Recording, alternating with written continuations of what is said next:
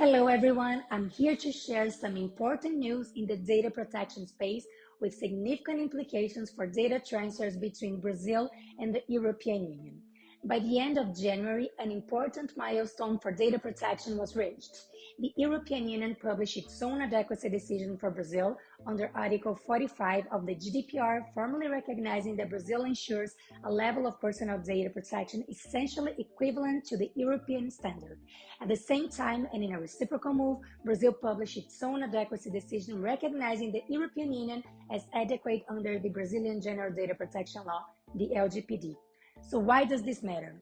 This adequacy decision significantly simplifies international data transfers between Brazil and the European Union.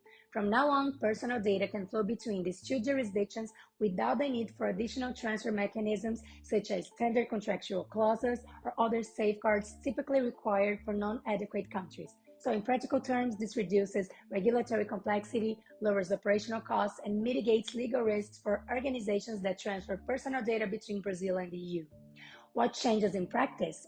From now on, transfers of personal data from the EU to Brazil or from Brazil to the EU can rely directly on the adequacy decisions. There is no longer a need to implement specific international transfer mechanisms solely for these bilateral data flows.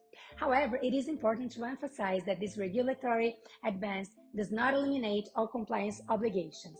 For international transfers involving other countries or territories that do not benefit from adequacy decisions, organizations must continue to rely on safeguards such as the SECs, BCRs, or other mechanisms provided under the LGPD and the GDPR. In addition to that, organizations should take this opportunity to map the international data flows, update their records of processing activities, and review internal contracts and policies to reflect this new legal basis for transfers between Brazil and the European Union.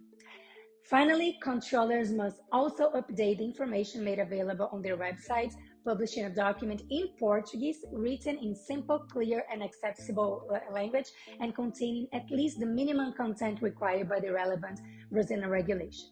In short, this is great news, but this does not eliminate the need for strong data protection governance.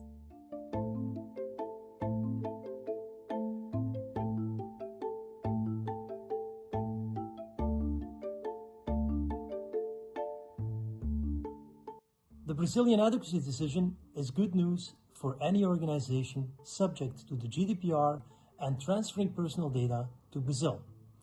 This means it's not only relevant when you are based within the European Economic Area, the EEA, but also whenever you're established outside, but you target people within the EEA with your products and services.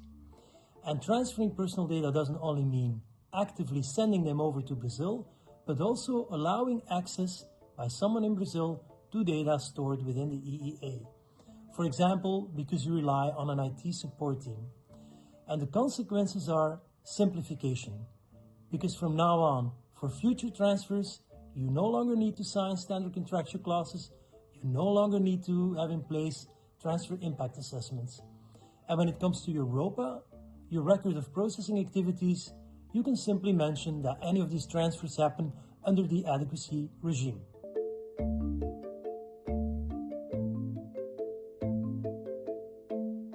After Japan obtained an adequacy decision from the EU, the most significant change was that seamless data transfers between Japan and the EU became possible, bringing substantial benefits to businesses. What is unique about the relationship between Japan and the EU is that, at the same time, the EU recognized Japan as a country with an adequate level of data protection. Japan also recognized the EU as a region with an adequate level of data protection under Japanese data protection law. This arrangement, known as the Mutual Adequacy Arrangement, benefits to both sides by enabling the free data flow between them. Moreover, the EU's GDPR is widely regarded as one of the highest standards of data protection in the world.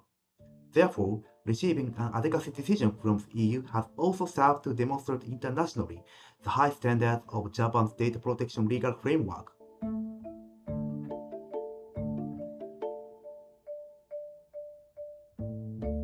But please bear in mind two important things.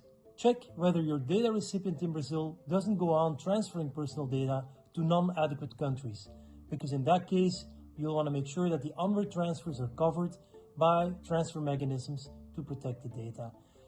And last but not least, stating the obvious, simplification does not mean that all the other principles no longer apply, so you'll still need to make sure to have a lawful basis, adequate protection measures, data minimization, privacy by design, and so on.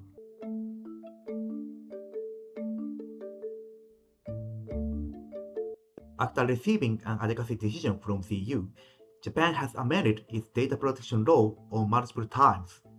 Through these amendments, Japan has redefined the definition of personal data, expanded data subject rights, and strengthened the regulatory framework regarding international data transfers. In addition, Japan introduced supplementary rules that apply explicitly to personal data transferred to Japan from the EU based on the adequacy decision. These rules address issues such as onward transfers from Japan to other jurisdictions and the handling of sensitive data, thereby responding to concerns raised by the EU. In Japan, another amendment to the data protection law is expected to be submitted to the Diet this year. This proposed amendment includes the introduction of administrative monetary penalty against malicious or non-compliant business operators. In this way, even after obtaining an adequacy decision, Japan has continued to strengthen its personal data protection framework through ongoing legislative reform.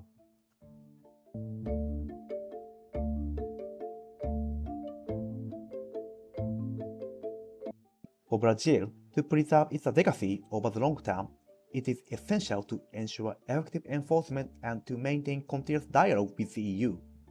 First, it is crucial that Brazil's Data Protection Authority, the LGPD, continues to function as an independent supervisory authority with sufficient resources and the abilities to enforce the data protection law in a consistent manner.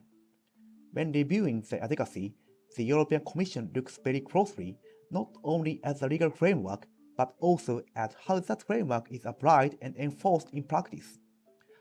Second, through regular dialogue, it is important for the ANPD to maintain close relationships with the European Commission and the relevant bodies such as EDPB. By way of comparison, in the case of Japan, the PPC engages in continuous dialogue with the European Commission to further develop the mutual adequacy arrangement. In addition, through forums such as the G7 DPS Roundtable, the PPC also maintains constructive relationships with the EDPB and EDPS.